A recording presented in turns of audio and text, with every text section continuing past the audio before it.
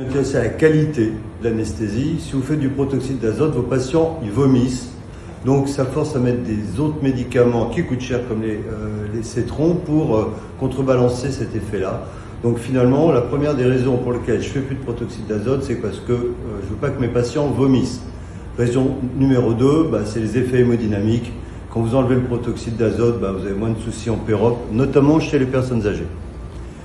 Troisième raison, c'est écolo. Le protoxyde d'azote, quand vous regardez la littérature, on le retrouve dans l'atmosphère, dans la stratosphère, et c'est un des plus gros pollueurs qui trouve la couche d'ozone. Alors certes, les médecins, la médecine n'est pas le plus gros, pourvoyeur de protoxyde d'azote, c'est l'industrie. Néanmoins, quand on voit que nos halogénés et le protoxyde d'azote détruisent la couche d'ozone, on n'a plus envie d'en faire.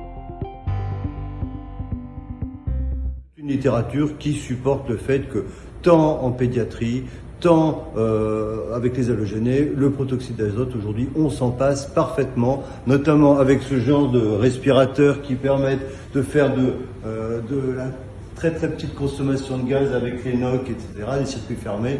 Vous pouvez fermer vos circuits, vous consommerez plus d'halogénés. Donc vous n'avez pas besoin de protoxyde d'azote pour l'élimination, le deuxième gaz, etc.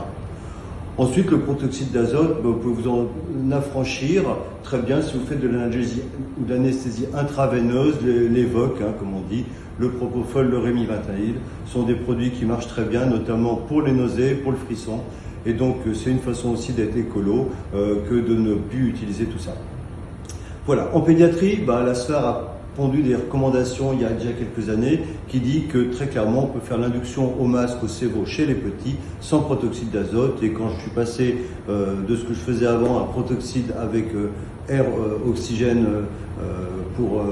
oxygène CEVO pour l'induction chez les enfants, je n'ai pas vu de différence et ça se passe très bien. Donc finalement, il reste la maternité. Effectivement, il y a la maternité où le protoxyde d'azote peut servir, mais à condition d'avoir de raisonner l'utilisation, c'est-à-dire de penser à fermer vos rotamètres, mais ça c'est le travail des sages-femmes pour ne pas laisser le protoxyde d'azote s'éliminer dans l'atmosphère.